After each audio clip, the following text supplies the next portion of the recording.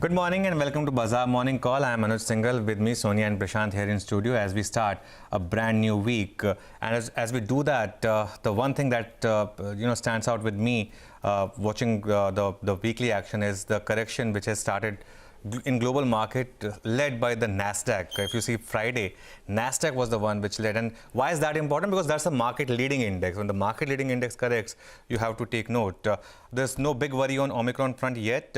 Yet is, of course, the word here. Big decline in crude prices, so perhaps that can help us. Let's see. The SGX Nifty, for starters, indicating that after Friday's big fall, perhaps there's a little bit of respite. Morning, Sonia and Prashant. Hi. Morning, guys. Good morning. Yet is the operative word, right, on Omicron. I mean, the cases have gone up for sure. The numbers have in UK, the Omicron cases are up 50% in just one day. So the scare is there. But yes, from a health angle, we don't know quite yet. Just a couple of things. FIIs continue to sell in this market. So on Friday as well, FIIs sold about 3,300 crores. In last 5 sessions, there's 16,000 crores that has gone out of the market.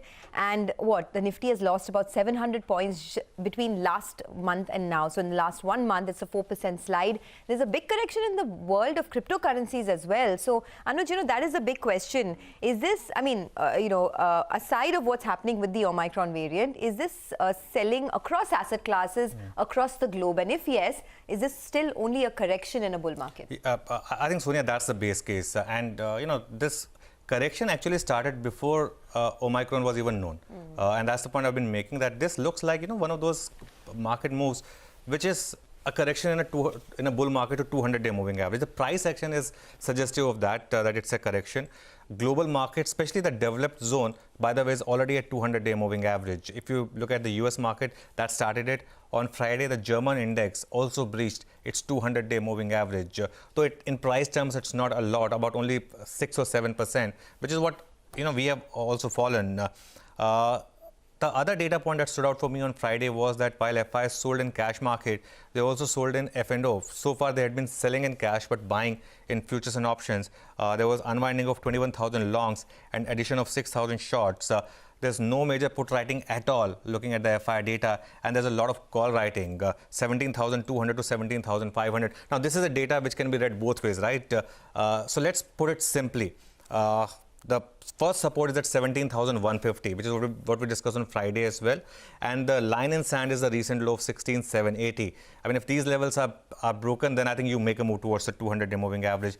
If not, and if you take out Friday's high, then you can see short covering, which is not the base case, because there's just too much conviction with the kind of call writing and selling that we have seen from FI. So at a higher level, there's always going to be that supply for the market. I think the Bank Nifty is the one to watch out for, because it defended the first test of 200-day moving average. Normally, the second test of 200-day moving average is not that successful.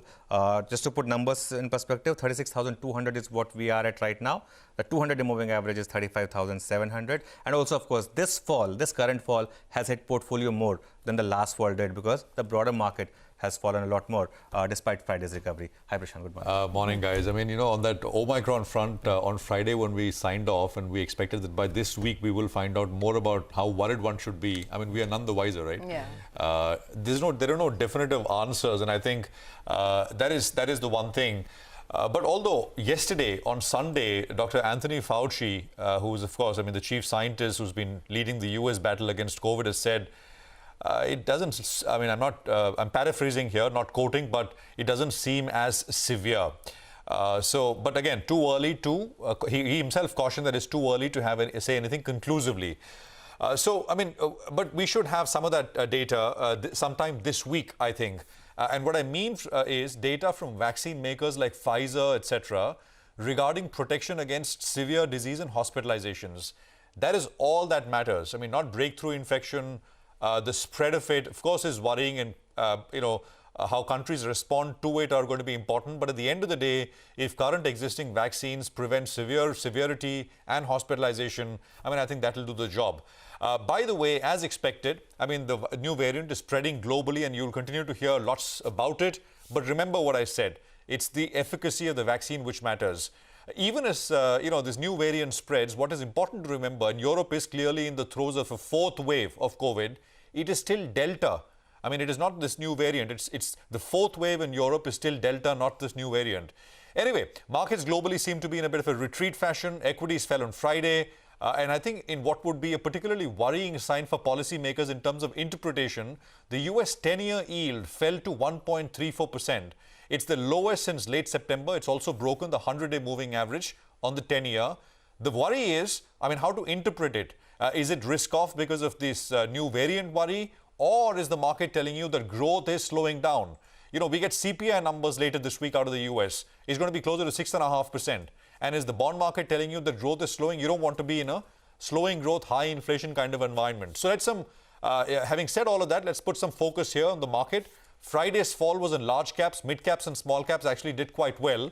Anuj put out levels and I kind of broadly am around the same. For the Nifty, for me, the first level is 17,171. From the bottom, if you draw a rising trend line, that's the break point, 17,171. And then there is a low which was made last Tuesday, before the up move started. It's a swing low, which is 16,931. So we will see if these levels hold. There's a RBI meeting this well as well on Wednesday. And broadly, I think consensus expects rates to be kept on hold. But, you know, you never know. This morning, I think, reading opinion from the Deutsche Bank economist who's expecting a rate hike, actually. So enough and more to discuss and watch out for. Sonia. Absolutely. And, you know, to your point about what Dr. Fauci was saying, I also read a comment that he put out where he cautioned against drawing conclusions about the severity of the illness caused by Omicron because there is just not enough data. So I guess we're still none the wiser, right, despite so many days of the variant sort of hitting the globe. But in any case, just a couple of things to watch out for this week. It's a week full of IPOs.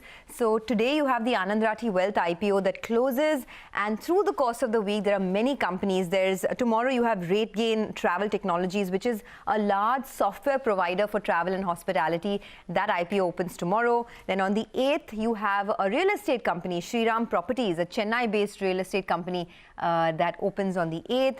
Then there is MapMy India, which is the data and technology company that opens on the 9th. And then there's Metro Brands, which is the footwear retailer that's backed by Rakesh Jhunjhunwala. That opens on the 10th. Put together, it's almost 6,000 crores of money that's going to be raised from the market. So let's see what the impact that would have on the equity markets. So it's going to be hectic this week for us. But for now, the SGX Nifty is indicating that the start will be mildly in the green. Let's kickstart with some market opinion for you on the equities front. First up, Neelkanth Mishra of Credit Suisse says the Nifty price to earnings is still 1.5 standard deviation above the 10-year average, and the premium to already high global price to earnings is quite elevated.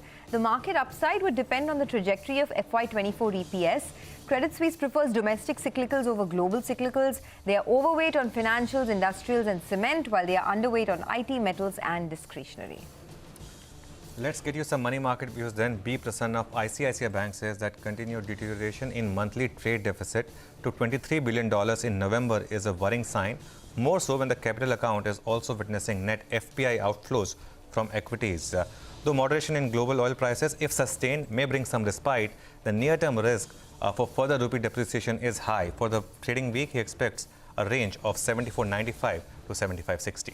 And on the bonds, B. Prasanna says the additional supplementary demand of more than 3 trillion rupees for the current fiscal has increased the risk of higher than budgeted fiscal deficit of 6.8% for FY22. A less benign fiscal glide path may translate to higher market borrowings for next year and may sustain the upward pressure on bond yields. For the week, the focus will remain on the RBI MPC outcome, wherein beside normalization of policy rate corridor through reverse repo rate hike, the outlook on inflation and the policy stance will be closely scrutinized. Okay, let's look at the new variant and the spread that we're seeing, especially here in India. India's Omicron count climbs to 21. Maharashtra has reported 7 more cases, 9 cases in Jaipur. States have tightened travel norms. Ekta is here to tell us the comprehensive picture. Ekta, good morning.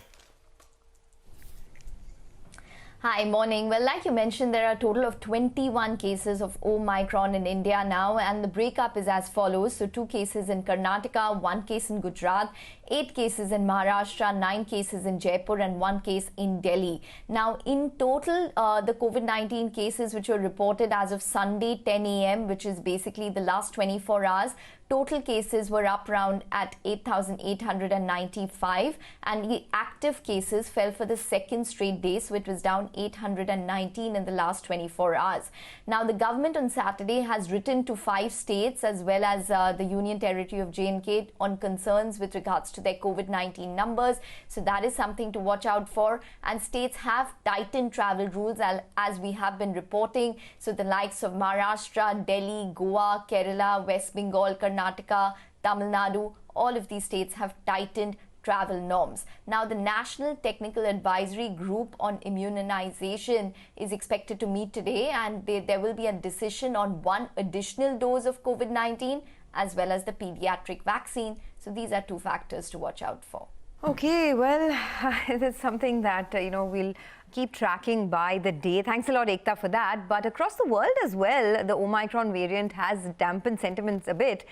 Here's a look at the world view with Nigel. Nigel, over to you. Well, the US markets ended lower in Friday's trading session, with the Nasdaq being the relative underperformer. That got knocked back by close to around 2% odd. There were 2 big factors that played out. One was the fears of the Omicron spread, so larger number of cases, what we are seeing globally. And the second factor was the economic data. So on the first Friday of a new month, you brace yourselves for the non-farm payroll data. And that was a little bit disappointing. Remember, the private payrolls numbers looked a little bit better. But the key factor that the street tracks is the non-farm payrolls data. And that was a little bit lower. It came in at around 210,000 odd. Estimate was for a reading closer to around 610,000 odd. Though we had the unemployment rate that cooled off to around 4.2% odd. Well, in terms of the global markets on the whole, you did see equities were under some pressure, but you have Brent crude prices that have bounced up from the recent low. Because of commentary coming in from OPEC Plus, they're saying yes, in the month of January, they're going to release close to around 400,000 barrels of oil into the system, but they're monitoring things closely, and if the need arises, maybe they'll pull back some part of that supply. Gold as steady as can be, while the dollar index holding at around 96.3 odd. European markets, though, they got hit harder, with the FTSE being the relative outperformer because that was more or less flattish. Moving to the Asian markets today, well, they've been moving between the green and the red terrain. For the time being, though, you have more red than green. The SGX Nifty, though, is suggesting that since we ended at the low point of the day on Friday, maybe we'll have some mild green just to kickstart trade. Back to you guys. Okay, Nigel, thanks a lot for that. Richard Harris is joining us.